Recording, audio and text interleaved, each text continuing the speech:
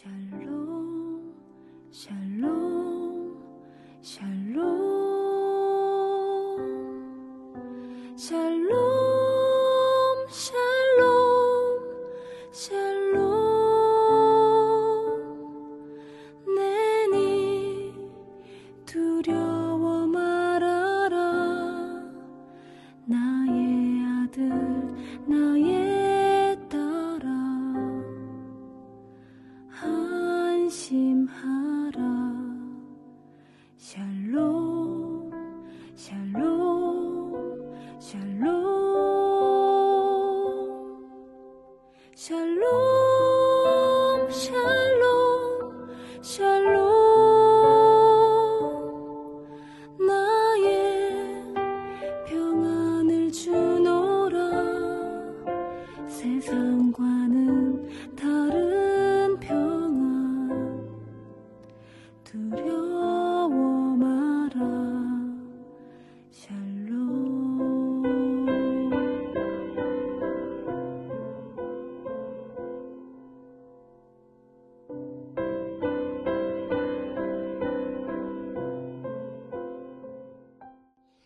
(1월 7일) 늘푸른 새벽 예배를 하나님 앞에 올려드리겠습니다.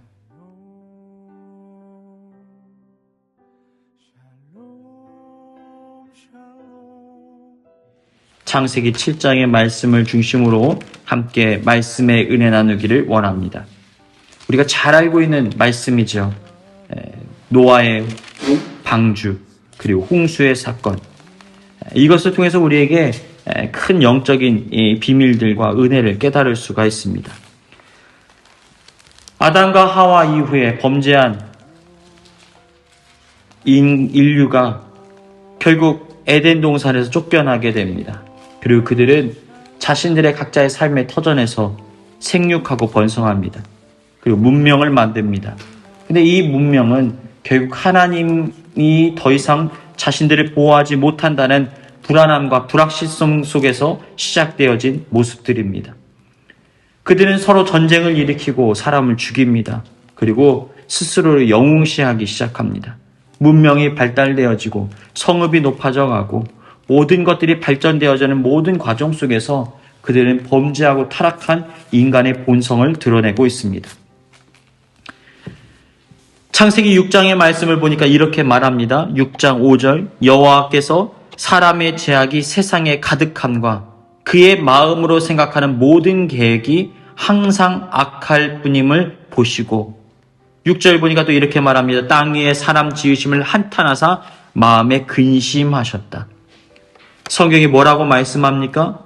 모든 사람이 죄를 범하였음에 하나님의 영광에 이르지 못하였다라고 말하고 있습니다.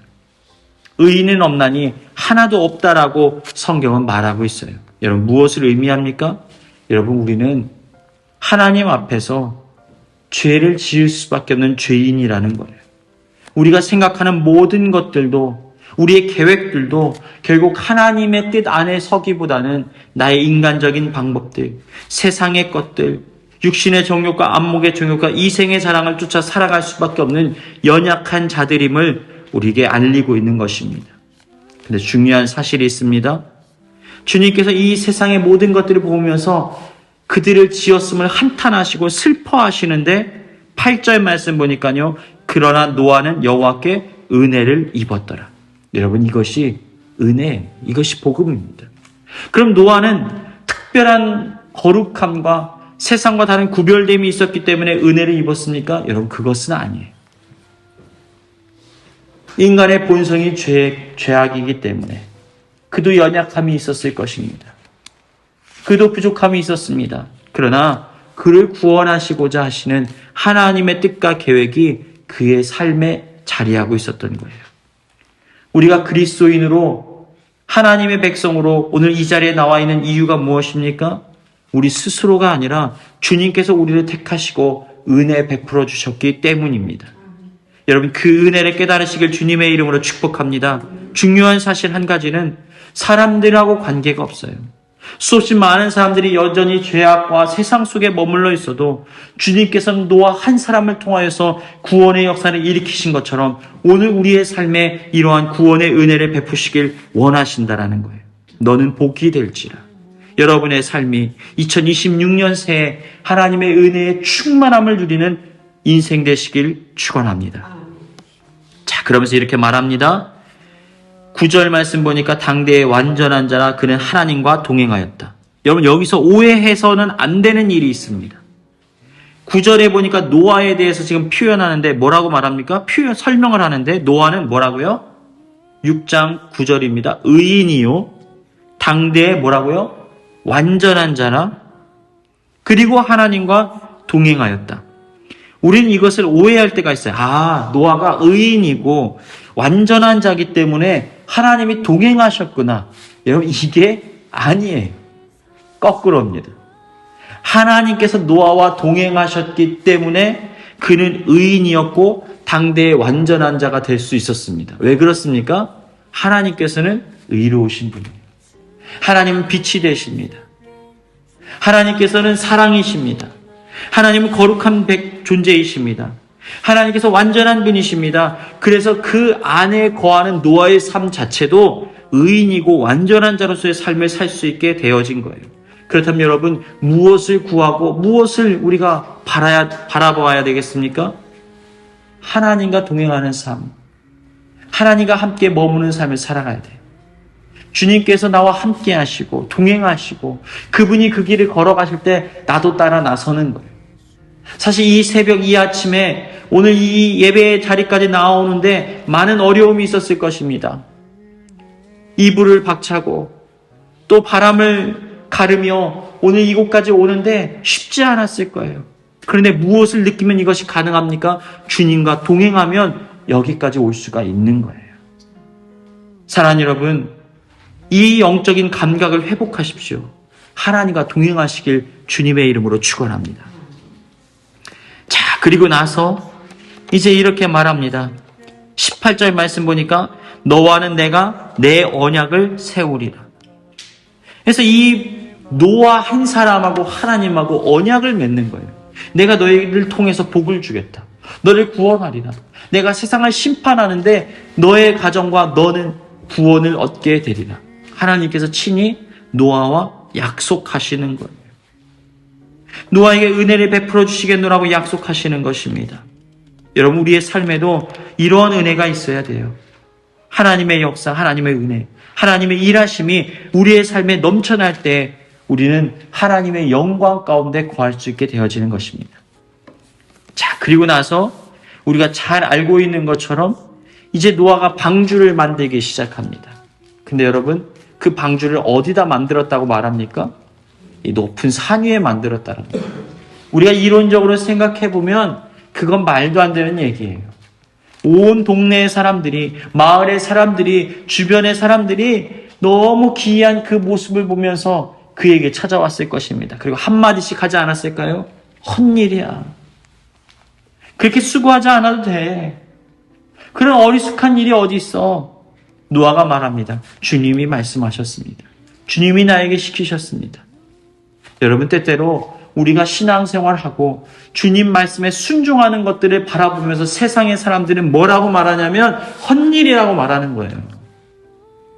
그렇게까지 할 필요 없다라는 거예요. 그거 누가 알아주냐는 거예요. 그렇게까지 힘쓰지 않아도 된다라는 거예요. 적당히 하라는 거예요. 그런데 여러분, 우리는 이 노아가 하는 순종이 그의 삶과 또 이 인류 가운데 어떤 영향을 미치는지 잘 알고 있어요. 여러분, 한 사람을 통해서 은혜가 임하고 역사가 나타나는 거예요. 우리가 순종할 때 하나님의 일하심이 시작되어지는 것입니다. 순종할 때 하나님의 역사, 하나님의 일하심, 하나님의 능력, 하나님의 권세가 우리의 삶에 충만하게 임함으로 역사가 나타나는 거예요. 그때가 아직 차지 않았을 때는 그것이 보이지 않지만 하나님의 때가 차면 우리는 우리의 순종과 헌신을 통하여서 하나님의 역사를 보게 될 것입니다. 자, 그리고 나서 방주가 완성되게 됩니다. 그래서 하나님께서 말씀하십니다. 정결한 짐승은 암수 7씩, 부정한 것은 암수 2씩 내게 데려와라. 그리고 7일이면 40주야를 땅에 비를 내리게 하리라 라고 말합니다. 그래서 노아가 명하신 대로 순종하면서 만들게 됩니다. 자, 그리고 모든 것들이 짐승들과 또 노아의 가족들이 방주 안에 들어갑니다. 근데 이 본문을 한번 살펴보십시오. 7일 후에 땅에 홍수가 덮였다라는 내용이 이제 시작이 되어집니다. 자, 그러면서 다시 내용들이 나와요. 13절 말씀 보십시오. 방주에 들어갔고 들짐승이 들어갔고 생명의 기운이 있는 육체가 둘씩 노아에게 나아가 방주로 들어갔다 하고서 16절 말씀 한번 읽어볼까요? 16절 말씀 16절 시작. 들어간 것들은 모든 것을 안치라. 하나님이 그에게 명하신 대로 들어가매 여호와께서 그를 보내시고 물을 들이시니라. 네, 이제 홍수가 시작되어집니다. 며칠 동안이요? 40일 40밤을. 그러니까 이 모든 세계가 물에 잠길 수밖에 없는 거예요.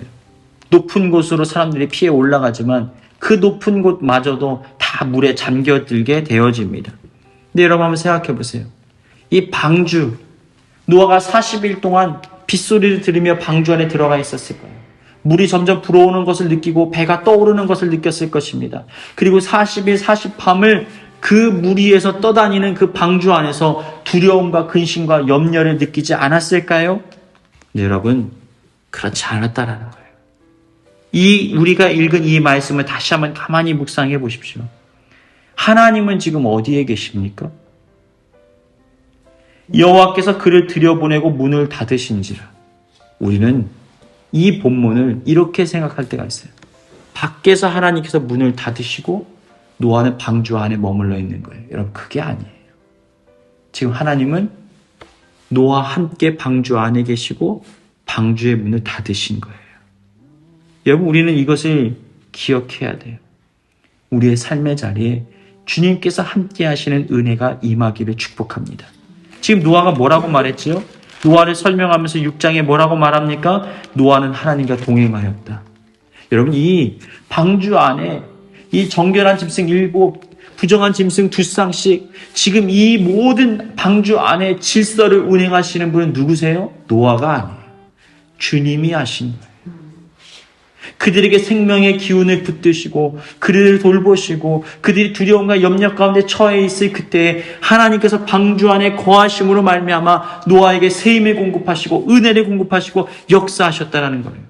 여러분, 우리가 환난과 어려움이 찾아오게 될 때 우리를 홀로 내버려 두시는 분이 아니시라는 사실을 우리는 기억해야 돼요. 어디에 계십니까? 나와 함께 하세요. 내 눈물의 자리에, 내 슬픔의 자리에, 어쩌면 밤잠을 이루지 못하고 침대에 베갯잎을 적시는 그 눈물의 현장 속에 주님께서는 나와 동행하시고 함께 하신다는 사실을 우리는 반드시 기억할 수 있어야 한다는 거예요. 여러분, 오늘 이 예배의 자리에 누가 계십니까? 주님이 함께 계신 거예요. 방주 바깥에 계신 분이 아니라 방주 안에서 우리를 돌보시고 우리를 위로하시고 우리에게 새 힘을 공급하시고 우리를 향한 놀라운 계획을 약속하시는 그 주님께서 오늘 나와 함께 하신다는 사실을 기억하시길 주님의 이름으로 축복합니다. 그러면 방주는 에덴 동산인 거예요. 제2의 에덴 동산이 여기서 펼쳐지고 있는 거예요. 쫓겨났고 하나님과 멀어졌던 아담과 하와를 다시 불러들여서 방주 안에서 은혜와 축복의 날들이 지금 펼쳐지고 있는 것을 우리는 보게 되어집니다. 사랑하는 여러분, 주님과 함께 해야 돼요. 주님이 느껴져야 돼요. 주님께서 나와 함께 하신 것이 깨달아져야 해요. 그것이 진정한 신앙생활이에요. 제자들의 배가 요동하고 갈릴리 바다에 풍랑이 일어옵니다. 우리가 죽게 되었습니다.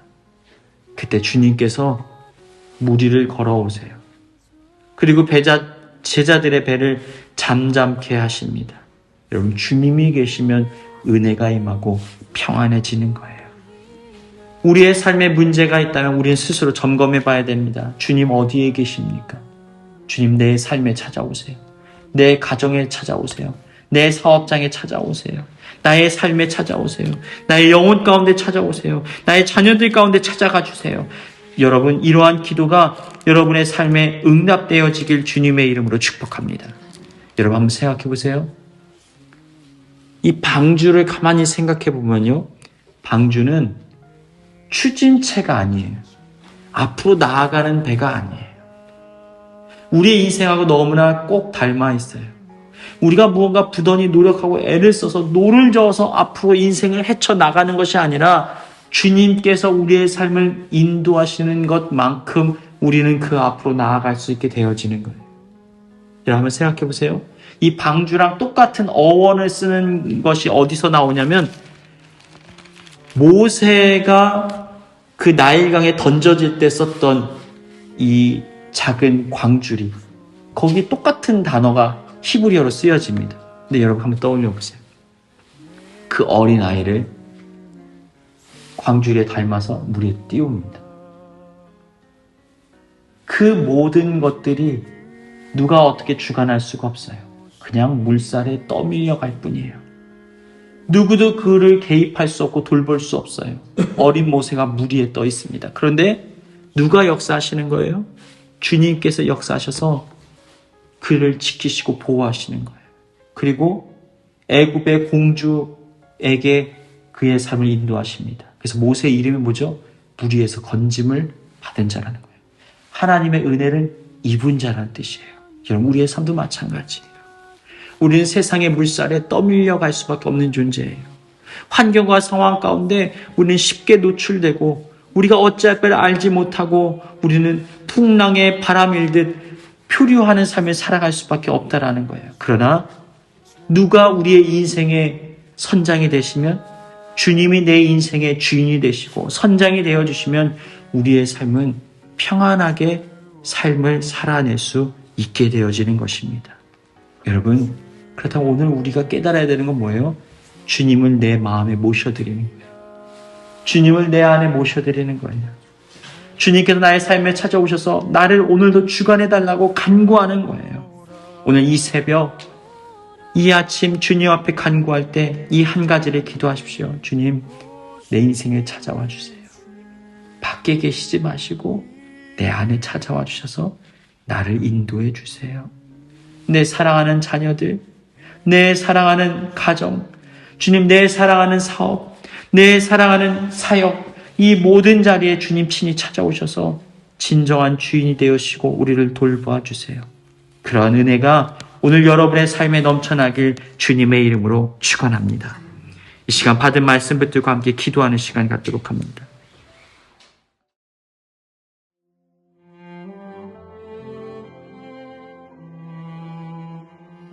교회 주신 공동의 기도 제목을 가지고 함께 기도합니다. 2026년 한 해 다윗과 같이 주님으로 인하여 참된 기쁨과 만족을 누리는 삶 살게 하여 주옵소서.